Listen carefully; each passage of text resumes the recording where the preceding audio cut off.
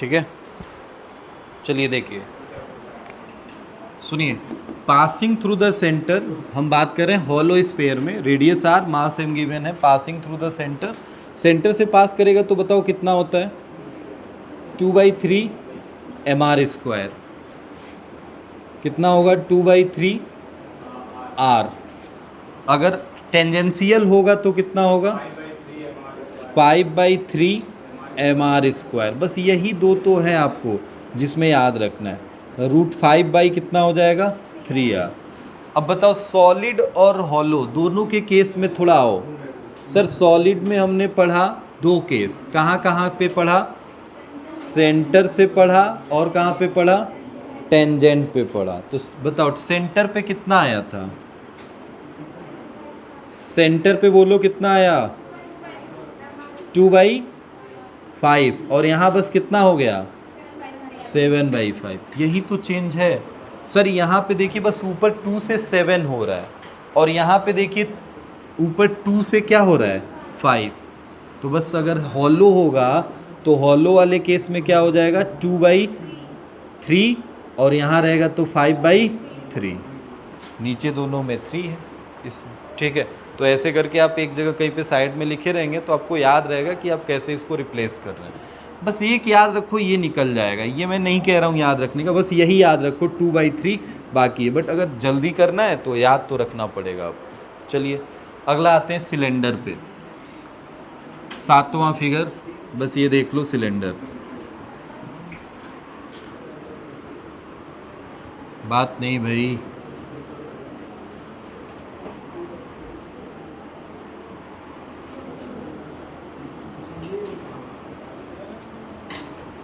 सातवां फिगर है सिलेंडर। बताइए सिलेंडर में आपको क्या गिवन होगा? सर हमें गिवन होगा इसका लेंथ, बेस रेडियस, यही तो होगा, और मास m। अब सर सिलेंडर में कौन सा सिलेंडर है? तो पहले लेते हैं हॉलो। बात नहीं, हॉलो सिलेंडर। तो हॉलो सिलेंडर में हमें मास दिया है, ठीक है। क्या दिया होगा?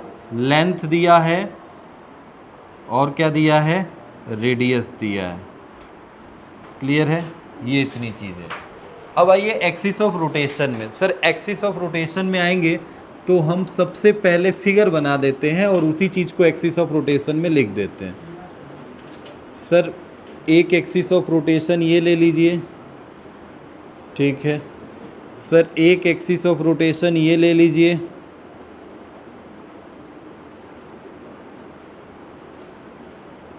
देखो ध्यान से, क्या दोनों में कोई डिफरेंस है?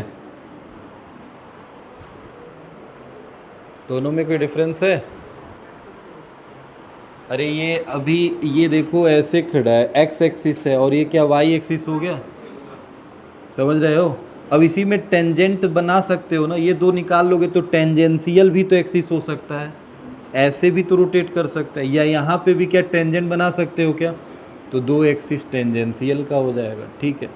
बाकी और कोई एक्सिस हो सकता है? हाँ सर, और भी एक हो सकता है, एंड भी हो सकता है। जी सर यहाँ भी हो सकता है, सर यहाँ भी हो सकता है, जी हो सकता है। अच्छा और बताओ, क्या बीच में हो सकता है? ऐसे भी तो रोटेट कर सकता है, बहुत एक्सिस बन सकते हैं, ठीक है। अब इसमें जितना बनाना है बना लो। आप मेन देखो, इन दो को याद रखो, सब हो जाएगा। दो को याद रखो, क्योंकि आपको पता है, तुम खुद देखो, क्या ये टेंजेंट बनाना है तो ये डिस्टेंस क्या r होगा? तो क्या पैरेलल एक्सिस थ्योरम लगा दोगे? सर यहाँ निकालना होगा तो सर इसमें भी ये डिस्टेंस कितना होगा? r। तो क्या पैरेलल एक्सिस थ्योरम लगा दोगे? ठीक है सर। अच्छा अब इंड पे आइएगा, थोड़ा बताइए इंड पे। सर इस इंड के अकॉर्डिंग निकालना है तो सर क्या करेंगे? फंसेंगे। इंड के अकॉर्डिंग निकालना है तो कैसे निकालेंगे? तो सर सेंटर ऑफ मास के अकॉर्डिंग निकाल लें।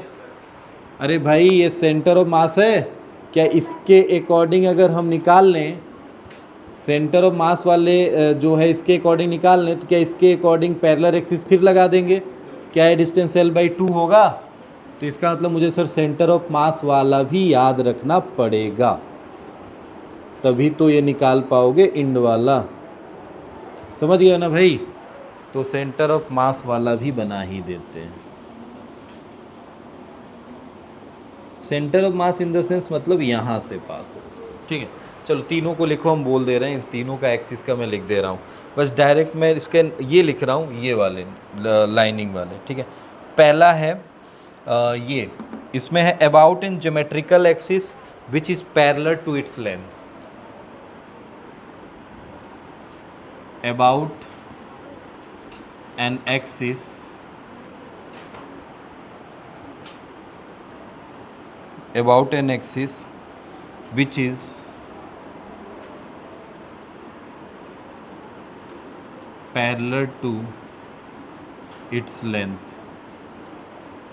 ठीक है, about an axis which is parallel। अच्छा एक चीज़ बताओ, अब थोड़ा ध्यान से देखो, एक ऐसा एक्सिस, इसमें ये हॉलो है, अंदर कुछ नहीं भरा है। हम ऐसा एक्सिस लिए है ना कि जो ऐसे सेंटर से पास कर रहा है, मगर ये लेंथ के क्या है, पैरेलल है। लेंथ के क्या है, पैरेलल है। तो मैं ये बात बोलूँ या ये बात बोलूँ, क्या कोई फ़र्क पड़ेगा? क्योंकि ये भी लेंथ के क्या है, पैरेलल है। तो इसका भी आंसर कितना आया, mr², और इसका भी कितना आएगा, mr²। ठीक है, अब तुम सोच रहे हो कि सर कैसे आया। एक बात बताओ, बस मैं बता रहा हूँ आपको, इसका बस एक पतला सा रिंग काट लो, क्योंकि इसमें बीच में कुछ भरा नहीं, तब काटोगे तो रिंग बनेगा। और रिंग का सेंटर से पास होने वाला मोमेंट ऑफ इनर्शिया कितना होता है, तो इसका भी वही होगा। पूरे सिलेंडर का भी कितना होगा, mr²। तो रेडियस ऑफ जायस कितना होगा, r, और इसका भी कितना होगा, r। तो इसको भी फिगर बस बदला है, बाकी चीज़ें वही है। ठीक है, इसमें लिखना, इस वाले को क्या लिखा गया है, थोड़ा देखो ध्यान से। About an axis perpendicular to its plane लिखा गया है, about an axis perpendicular to its length and passing through the center of mass and passing through the center of mass, यही है ना भाई? हाँ, सेंटर ऑफ मास से pass कर रहा है। बताइए कितना होगा? इसका होता है mr²/2 plus ml²/12। Centre of mass से अगर पास करेगा, देखो ध्यान से, सेंटर ऑफ मास से पास करने वाली लाइन के हॉलो सिलेंडर में फॉर्मूला होगा mr²/2 प्लस ml²/12। रॉड की तरह भी बिहेव करेगा, क्योंकि हम यहाँ से जाएंगे, इसीलिए रॉड वाला केस जो लेंथ है, लेंथ के अकॉर्डिंग काटेगा तो ml²/12 इसमें ऐड हो जाएगा। और mr²/2 क्यों ले रहे हैं सर? तो देखिए ध्यान से, हम ये पूरा सिलेंडर ले लिए थे तो mr² आया है, अब बस आधा करेंगे तो केवल कितना आएगा, mr²/2 आएगा। ठीक है, बस अब इसका रेडियस ऑफ जायस सब निकाल सकते हैं। सर कितना आएगा, m कॉमन लेके काट देंगे तो यहाँ क्या बच जाएगा, यहाँ r/2 है, और प्लस में यहाँ क्या बचेगा, l²/12, और इस सबको किस में लगा दें, रूट में। सॉल्व कर लेंगे एलसीएम लेके, जो भी होगा वो। ठीक है, बताइए। अब ये हो गया, अब इंड से निकाल सकते हो। अरे ये 20 से बता दिया, क्या अब इंड से निकाल सकते हो? हाँ सर, पैरेलल एक्सिस थ्योरम लगा देंगे, तो उसका भी लिख ही लो, उसका भी लिख ही लो। हो गया है, ये कितना हुआ, A, B और ये C। ठीक है, तो मैं A वाला मिटा रहा हूँ। A और B सेम थे भाई, कोई प्रॉब्लम नहीं है, A B सेम है। ठीक है, D में लिखेंगे अबाउट एन एक्सिस, ये D है, अबाउट एन एक्सिस परपेंडिकुलर ही है, परपेंडिकुलर टू इट्स लेंथ। ठीक है सर, लेंथ के परपेंडिकुलर है, and passing through, sir and passing through कहाँ से पास करेगा, एट वन एंड, किसी एक एंड से पास करेगा। तो सर सिलेंडर ये है और सिलेंडर के, ये मार्कर धीरे धीरे क्या हो जा रहा है इसमें, और एक इंड से जब पास करेगा तो क्या हमारी ये वाली लाइन होगी, यही होगी ना। अब इससे क्या होगा फॉर्मूला, सेम यही फॉर्मूला है। बताओ इंड से पास होता है तो रॉड का फॉर्मूला कितना हो जाता है, ml², सेंटर से रॉड के पास करता है तो ml²/12 होता है, और इंड से पास होता है तो कितना होता है, ml²/3। तो बस इसमें इसी में क्या जोड़ दोगे, ml²/12 की जगह ml²/3। तो बताओ रेडियस ऑफ जायस कितना हो जाएगा, यही होगा। एलसीएम ले होके इसको सॉल्व कर लेंगे, रूट में जो आएगा रहेगा, नहीं तो बाहर निकाल। ठीक है, ये हॉलो हैं, सब हॉलो सिलेंडर की बात चल रही है। अगले केस पे आएंगे जो कि सॉलिड में जाएगा।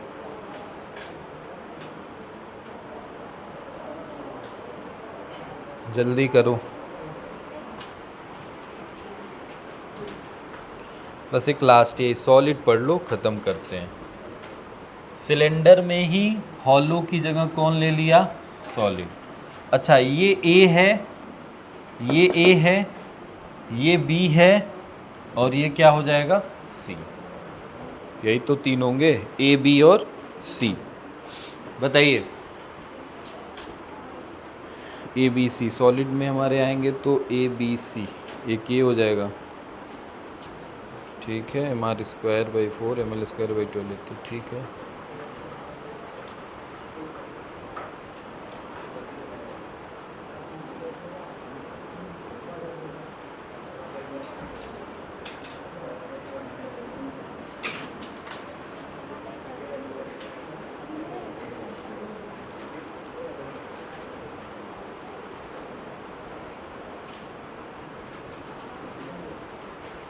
दो इसमें हौच पौच हो जाएगा, मिटा के ही करता हूँ मैं, हटा दूँ ये।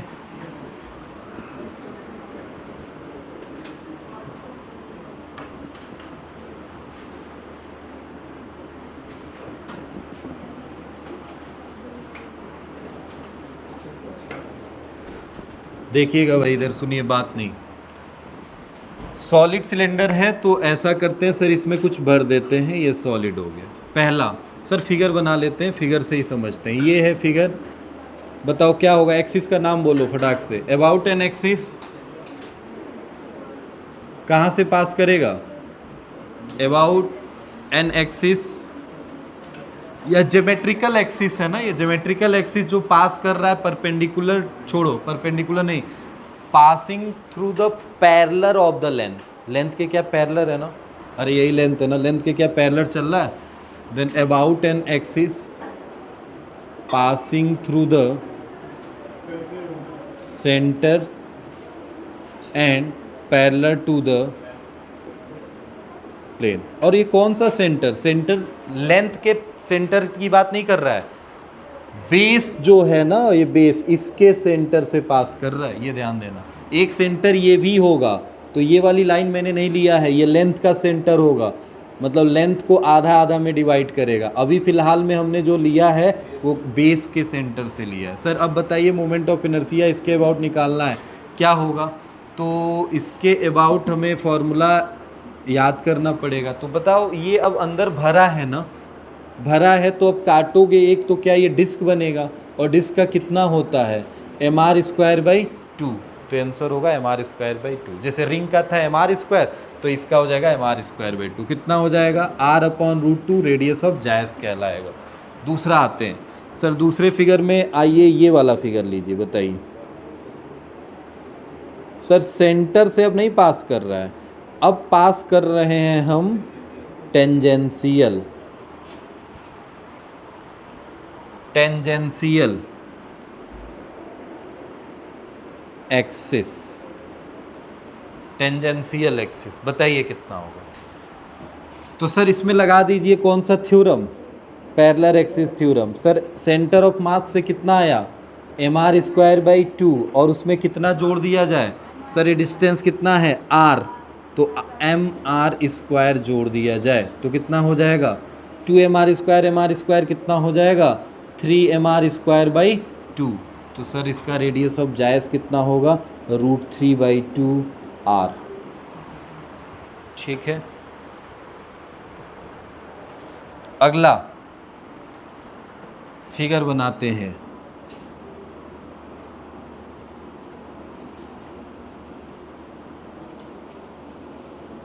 बताइए, क्या सेंटर से अभी भी पास कर रहा है, मगर कौन सा सेंटर है, क्या लेंथ का सेंटर है?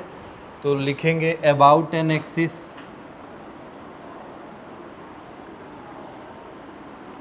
passing through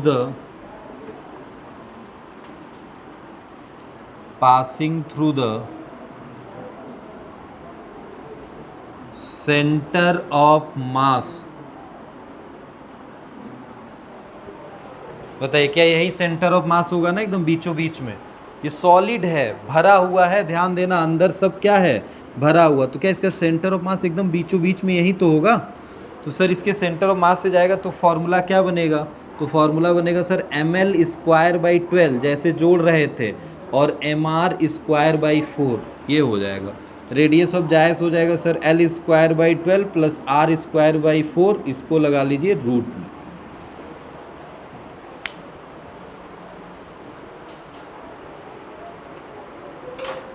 अब बताइए, इसके एक इंड से निकालना है तो निकल जाएगा सर। mr²/4 तो रहेगा ही रहेगा, बस ml²/12 की जगह कौन आ जाएगा, ml²/3 आ जाएगा। अरे इंड से लेंगे तो क्या बस ml²/3 ही तो आएगा, mr²/4 तो जैसे था वैसे रहेगा, एकदम वही जो हॉलो में पढ़े हो सेम यही है, बस वहाँ पे mr²/2 था, यहाँ पे कौन आ गया, mr²/4। और ये कॉन्सेप्ट से याद होगा, देखो कैसे याद होगा, मुझे पता है कि हॉलो में एक्सिस के अबाउट सर, इस एक्सिस के अबाउट कितना आया था, mr²। और जब सर यही सॉलिड हुआ, बस ध्यान से सुनना, जब ये सॉलिड हुआ तो ये कितना हो गया, mr²/2 हो गया। अच्छा सर अब सुनिए, अभी हॉलो लेते हैं, जब सर हॉलो था तो इस एक्सिस के अबाउट कितना आएगा, तो सर mr² प्लस mr² होगा क्या, अरे ये भी कितना होगा r, तो mr² तो इस एक्सिस के अबाउट है ही है, और इस एक्सिस के अबाउट तो mr² कितना हो जाएगा, 2mr²। और सर जब ये सॉलिड हुआ तो ये mr²/2 था, और ये तो अभी भी mr² होगा, तो क्या हो जाएगा, ये 3mr²/2 हो जाएगा। अच्छा सर अब बताइए, हम ये हॉलो लेते हैं और हॉलो में सेंटर ऑफ मास से पास कराते हैं, तो सर सेंटर ऑफ मास से पास कराएंगे तो बताइए, क्या mr²/½ लिया गया था, जबकि सोचो कि पहले हॉलो था तो उसका रेडियस से इस वाली लाइन के क्रॉस कितना आया था, ओनली mr²। जब यहाँ पे आया गया तो इसको आधा करना पड़ा और प्लस उसमें क्या जोड़ना पड़ा, ml²/12। अगर यही सॉलिड हो जाता तो ये बताओ, सॉलिड होता तो इस एक्सिस के अबाउट क्या mr²/2 होता, और इसका फिर आधा करते हैं तो क्या 2 जा कितना हो जाएगा, 4 हो जाएगा, और बाकी तो जो जोड़ रहे हैं वो तो जोड़ेंगे ही, तो mr²/4 प्लस ml²/12, इसीलिए यहाँ पे लिखा है। ठीक है, तो वो कॉन्सेप्ट से ही याद रहेगा, ऐसे रट के बैठोगे कहीं एक बार भूल जाएगा। अब ये फॉर्मूला ठीक है, आप जैसे भी याद करते हो देख लेना, हमने लगभग सारी चीज़ों को बता दिया है। फटाक आइए, थोड़ा क्वेश्चन स्टार्ट कर देते हैं, क्वेश्चन पे आते हैं। हाँ मिटा दें ये सब।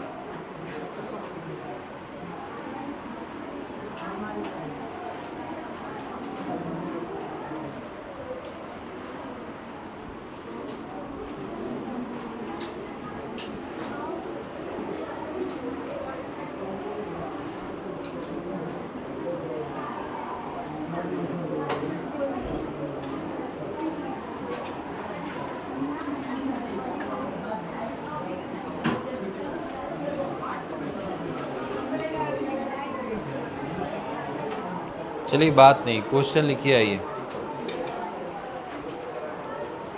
अच्छा थोड़ा सा एक चीज़ डाल लीजिए हेडिंग, उसमें नीचे नोट डाल के थोड़ा एक चीज़ लिख लीजिए, हो सकता है कहीं पे ऐसा कुछ क्वेश्चन बन जाए, तो लिखिएगा फॉर सिमेट्रिकल सेपरेशन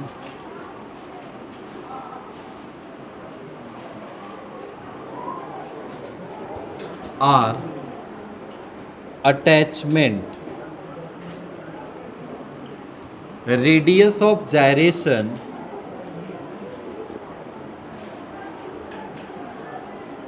अनचेंज। बात नहीं भाई, सुनिएगा, नोट डाल के लिखिएगा। पहला, for symmetrical separation or attachment, अगर हमारे पास कोई ऐसा सेपरेशन हो या अटैचमेंट हो जो सिमेट्रिकल हो रहा है, उस केस में रेडियस ऑफ जायरेशन में कोई चेंज नहीं होता है। समझ रहे हो? रेडियस ऑफ जायरेशन अनचेंज होता है, सिमेट्रिकल होगा तो। और सिमेट्रिकल कोई चीज़ निकल रही है या सिमेट्रिकल उसमें आके जुड़ रही है। जैसे फॉर एग्जाम्पल मान लीजिए हमारे पास एक कोई डिस्क है, ये था डिस्क, ऐसे समझो ये डिस्क था। सर मैंने क्या किया, बात समझना, ये डिस्क है ना, ये डिस्क है। सर मैंने क्या किया, इसमें से कुछ 1/4 काट के निकाल दिया। कितना काट के निकाल दिया? 1/4, कुछ भी ऐसे काट के मैंने ये वाला पोर्शन निकाल दिया। सर इतना पोर्शन निकाल दिया, तो ये पोर्शन जब निकल जाएगा तो क्या ये डिस्क कैसे दिखाई देगा? कैसे दिखेगा ना। अब एक बात बताओ थोड़ा, ये पोर्शन जो निकला है यहाँ पे, क्या ये सिमेट्रिकल है ना? हाँ सर, हमने बोला तो कितना फोर्थ है ये? 1/4। तो भाई 1/4 है तो जाहिर सी बात है क्या ये सिमेट्रिकल होगा? सिमेट्रिकल होगा। तो क्या रेडियस ऑफ जायरेशन जो पहले था वही बाद में रहेगा? हाँ सर, निकल गया तो कोई फर्क पड़ेगा उसको? नहीं। मगर असिमेट्रिकल अगर निकलेगा तो चीज़ें चेंज होंगी। असिमेट्रिकल का मतलब मैं रफली कुछ ऐसे ऐसे काट के कुछ निकाल दूँ, समझ रहे हो? अभी तो मैंने बोला ना 1/4 क्वाड्रेंट निकाला हूँ, तो क्वाड्रेंट एक सिमेट्रिकल। मैं बोलता हाफ हटा दो, तो क्या रेडियस ऑफ जायस चेंज होगा? रेडियस ऑफ जायस अभी क्या होगा? अनचेंज। पहले के था, पहले इसका क्या था रेडियस ऑफ जायरेशन? के, तो अभी भी कितना रहेगा? के ही रहेगा। समझ रहे हो? अच्छा एक चीज़ इसी में, अभी तो ये निकालने का हो गया। सपोज दैट अटैचमेंट की बात करें। सर यही रिंग है, ये रिंग है ना, इसमें आपने क्या किया, ध्यान से देखिए, एक रिंग था सर, इतने ही रेडियस का एक रिंग और इसके ऊपर ले जाके रख दिए। बताइए रिंग कितने हो गए? 2। क्या रेडियस ऑफ जायस चेंज होगा? नहीं सर, पहले के था, अभी भी कितना रहेगा? के रहेगा। क्लियर है? ये बात याद रखिएगा। दूसरे नोट्स में हम लिखते हैं फॉर असिमेट्रिकल या एसिमेट्रिकल सेपरेशन और अटैचमेंट, दोनों के लिए सेम कहानी चलेगी। अटैचमेंट, रेडियस ऑफ जायस change, radius of gyration change, unchanged नहीं है इसमें, रेडियस ऑफ जायरेशन चेंज। तो क्या होगा चेंज होके? थोड़ा ध्यान से अच्छा दोनों केस है, ये इस केस को सेपरेशन कहते हैं और ये अटैचमेंट है, एक आके दूसरे में अटैच हो गया। ठीक, इसी तरह इसमें भी एग्जाम्पल से समझते हैं। सर मान लीजिए हमारे पास यही डिस्क थी, ये हमने डिस्क बना दिया, और इस डिस्क में से हमने काट के जो सेपरेशन निकाला, थोड़ा ध्यान से देखिएगा, क्या वो सेपरेशन ऐसे भी हो सकता है? अब बताइए, देख के बताइए, क्या ये सेपरेशन सिमेट्रिकल है? क्या ये सिमेट्रिकल सेपरेशन है? नहीं सर, जो बाहर निकला है क्या वो कुछ ऐसे निकला है ना? ये वाला मास बाहर निकला है, तो सर ये वाला जो मास निकला है इसका मास पता ना कितना है? मुझे नहीं पता है, तो मैं रेडियस ऑफ जायस कितना लिखूंगा? अब देखिए क्या होगा, यहाँ फॉर्मूला बनेगा रेडियस ऑफ जायस का। एक्चुअल में रेडियस ऑफ जायरेशन का formula I is equal to क्या m² होता है, तो k इज इक्वल टू क्या लिखते हैं? I/m अंडर रूट में। तो ये नया जो रेडियस ऑफ जायरेशन बनेगा पता है कितना होगा? सर I, इसमें से कुछ निकल गया तो -ΔI अपॉन, पहले मास कितना था?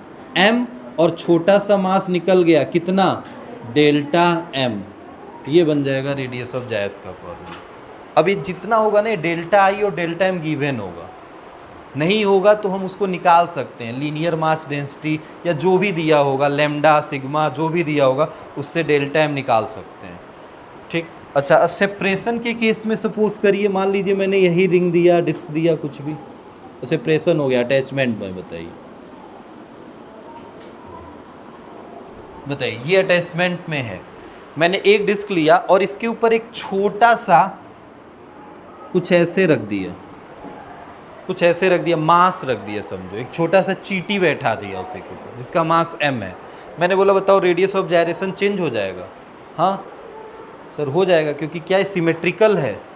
नहीं, एक बड़ा सा डिस्क था, इसके ऊपर एक डिस्क लगाते तब सिमेट्रिकल होता, जो था उसी के ऊपर वही लगाना है तब सिमेट्रिक कहलाएगा। सर आपने एक इतना बड़े डिस्क के ऊपर एक छोटा सा स्पेयर रख दिया, एक गोली रख दिया, एक कंचा रख दिया, और पूछ रहे हैं कि बताइए रेडियस ऑफ जायस चेंज होगा? हाँ होगा। सर अब कितना होगा? तो सर रेडियस ऑफ जायस होगा सर आई प्लस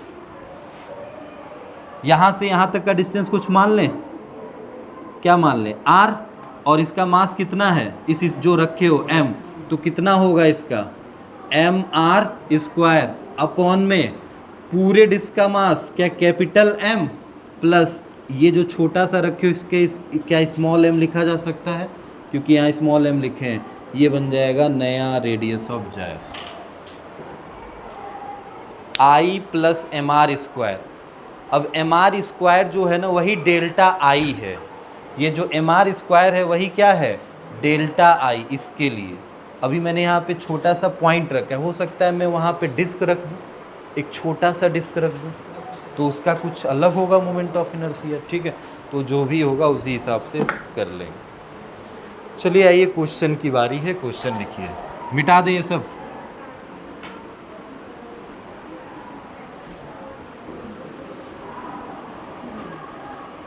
क्वेश्चन कर लो, थोड़ा 2 मिनट रुक जाओ, लंच कर लेना भी 5 मिनट।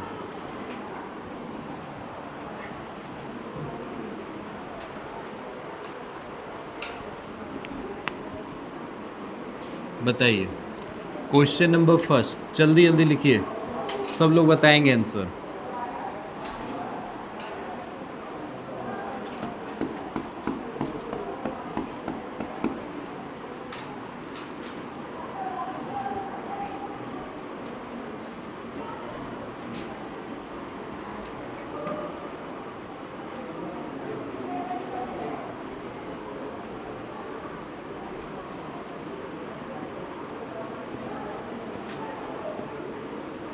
ये जो पॉइंट में दिख रहा है ना, ये मासेस हैं, ये रखे गए हैं, एक दो एक्सिस है ए बी और C D, A B and C D.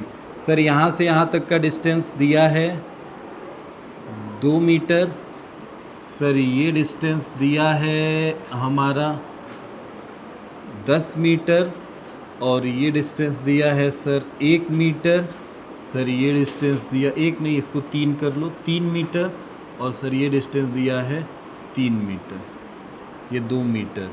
ठीक है, find the moment of inertia about A B and C D axis. Find the M O I about, बस एक कॉन्सेप्ट क्लियर करने के लिए दे रहा हूँ मैंने, तो ऐसे कोई ज़रूरत नहीं था ऐसे क्वेश्चन का। Find the moment of inertia about किस एक्सिस के? A B and C D. जल्दी बताइए आंसर, दूसरा क्वेश्चन लिख रहा हूँ।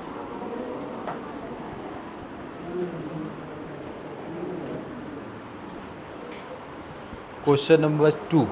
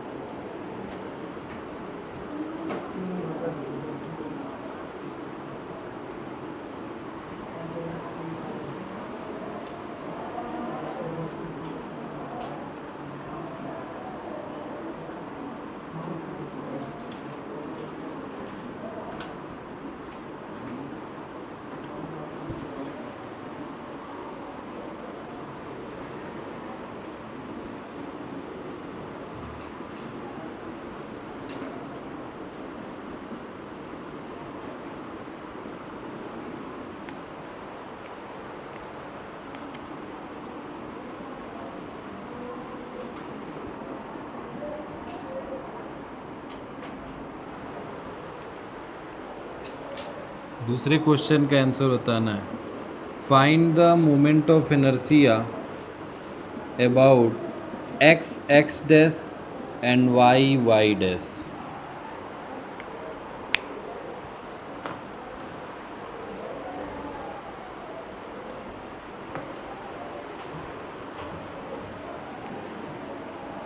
एक क्वेश्चन लो, थोड़ा पुराना है, AIPMT का है।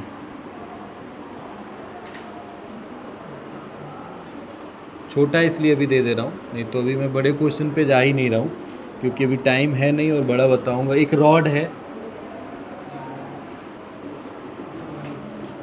और रॉड का यहाँ पे जहाँ पे मैंने पॉइंट बनाया है, ध्यान से देखना, दोनों का लेंथ सेम है, सेम रॉड है L और L, और पॉइंट O है यहाँ पे। Find the moment of inertia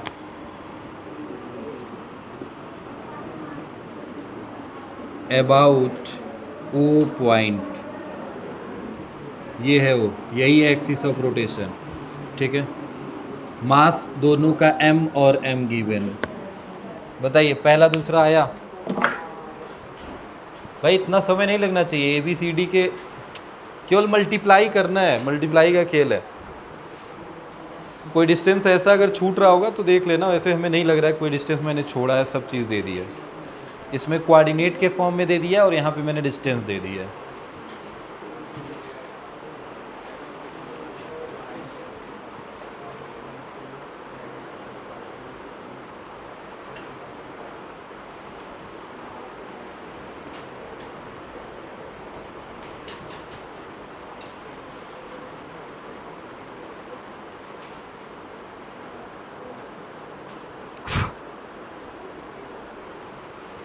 बताएं, हम ही बताएं। पहले AB के क्रॉस देखो, ध्यान से देखो, AB के क्रॉस, तो मैं लिख रहा हूँ ऐसे IAB, moment of inertia about the AB axis. बताओ ये 3 kg कितने डिस्टेंस पे है? 2, तो क्या 3 × 4 हो जाएगा? समझ रहे हो ना, R², R मतलब ये डिस्टेंस हो गया। 2 kg तो सर इसी पे है, तो क्या 0 हो जाएगा? अगला आते हैं 5 kg, सर ये डिस्टेंस कितना है? सर ये 10 है, 10 में से 3 गया तो क्या 7 होगा? तो कितना हो जाएगा सर? 5 × 49 होगा क्या? अरे 7 का स्क्वायर होगा। सर ये यहाँ से कितने डिस्टेंस पे है? 10। ध्यान से देखिए 1 kg। अब ये मत सोचना सर ये तो 0 हो जाएगा, नहीं, हम AB के क्रॉस निकालें तब थोड़े ये 0 होगा, अभी तो ये पॉइंट माना जाएगा ना। तो 1 kg कितने डिस्टेंस पे है? 10। तो सर 10, 10 का स्क्वायर 100, तो क्या हम लिखेंगे 1 × 100 हो जाएगा क्या? प्लस अब ये कितना है? 4, 4 क्या 10 और 3 13 होगा क्या? देन कितना kg का है? 4 × 169। स्क्वायर मल्टीप्लाई करके जोड़ना तो आता ही होगा इतना, ठीक है। अब बताइए I, अब किसके क्रॉस निकालना है? CD के क्रॉस निकालना है। मोमेंट ऑफ इनर्शिया CD के क्रॉस निकालेंगे। सर CD के क्रॉस निकालेंगे तो बताइए क्या बस यही 0 होगा? बाकी सब होंगे। तो सर पहले 3 से स्टार्ट करिए, चलिए आइए। 3 कितने डिस्टेंस पे है? तो सर 10, 2, 12, तो क्या हो जाएगा? 3 × 140 कितना होता है? 12, 144। फिर अगला 2, बोलो भाई 2,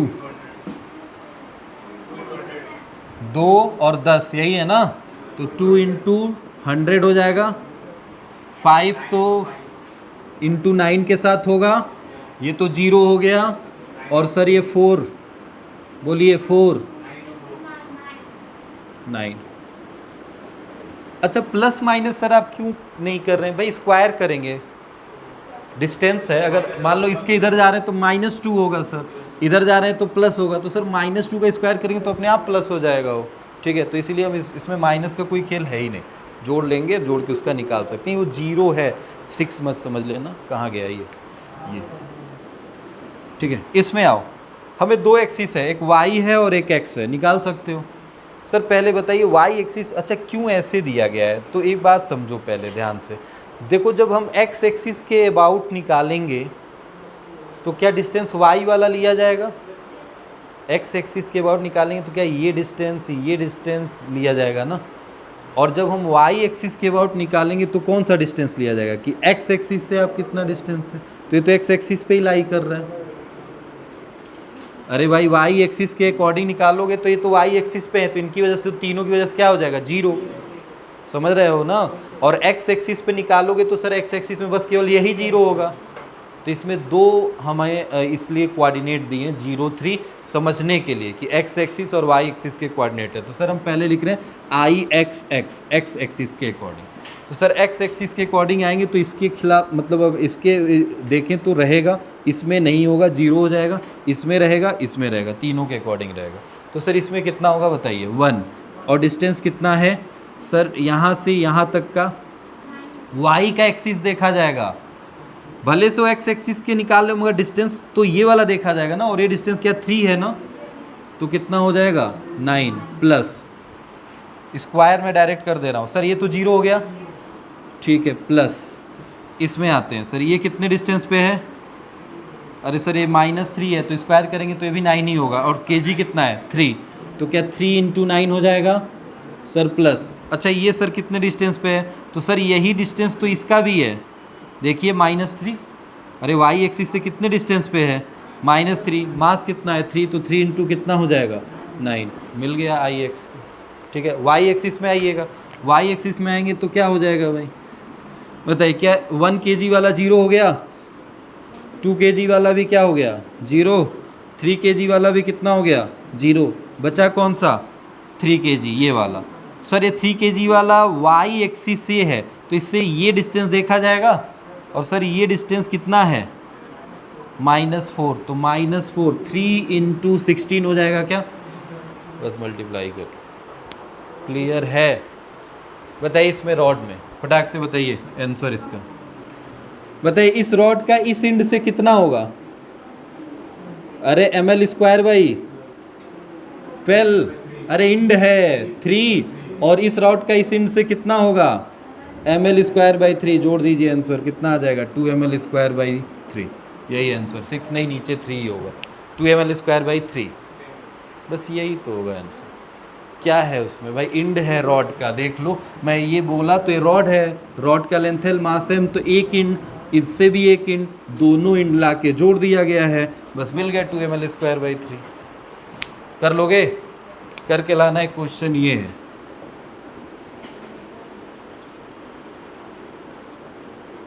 रुको थोड़ा सा सटीक क्वेश्चन देता हूँ जिसका आंसर मैं चेक कर सकूँ।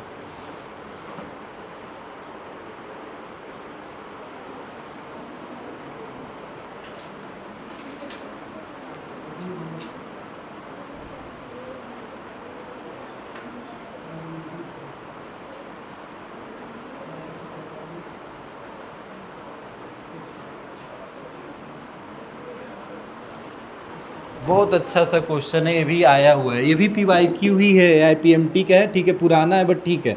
अब देख लो कितना आसान है, ये रॉड ही है, यही रॉड में उठा लिया, अब एक रॉड और ले लिया, 3 रॉड ले लिया, तीनों रॉड का लेंथ कितना दे दिया L, तीनों रॉड का लेंथ L है, तीनों का मास m है, ध्यान देना, मतलब तीनों का मास मिला के 3m हो जाएगा, तो m है।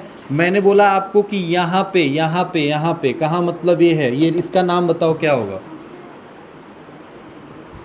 क्या होगा इसका नाम, find the moment of inertia about, अरे इसको क्या बोलते हैं भाई, सेंटर ऑफ मास नहीं, ट्रेंगल नहीं है, ट्रेंगल होता है उसके बीच में होता है, तब अभी ये फिलहाल में ट्रेंगल नहीं, मतलब हमारा रॉड लगा है तो ये ट्रेंगल के शेप में दिख गया, तो अभी ये क्या कहलाएगा, सेंटर कहलाएगा। कौन सा सेंटर कहलाएगा,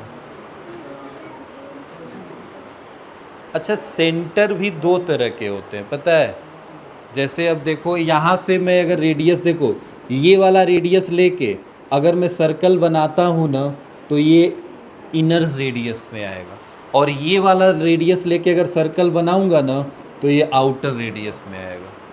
एक होता है सरकम सेंटर और एक होता है इनर सेंटर।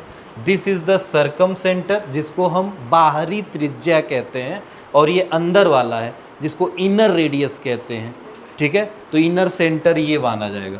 ठीक है, तो इसको हम बोल सकते हैं सर ये ऑर्थो सेंटर है, मतलब दोनों पॉइंट दोनों यहीं पे आके मिलेंगे, मतलब ये वाला डिस्टेंस, ये वाला डिस्टेंस, ये कैपिटल आर, ये स्मॉल आर। ठीक है, तो ये सब कैपिटल आर स्मॉल आर आप जाके पढ़िएगा। इक्विलेटरल ट्रेंगल साफ दिखाई दे रहा है, और इक्विलेटरल ट्रेंगल का आप थोड़ा सा प्रॉपर्टी जानते ही होंगे। क्यों भाई, पढ़े हो ना इक्विलेटरल ट्रेंगल? तो इक्विलेटरल ट्रेंगल में रेशियो कितने बाई कितने में डिवाइड करता है, उसी से बना है। तो इस सेंटर पे find the moment of inertia about the centre, circumcentre लिख सकते हो, circumcentre, find the moment of inertia about the circumcentre passing through the plane, plane से पास कर रही हो ऐसे, पासिंग थ्रू द परपेंडिकुलर,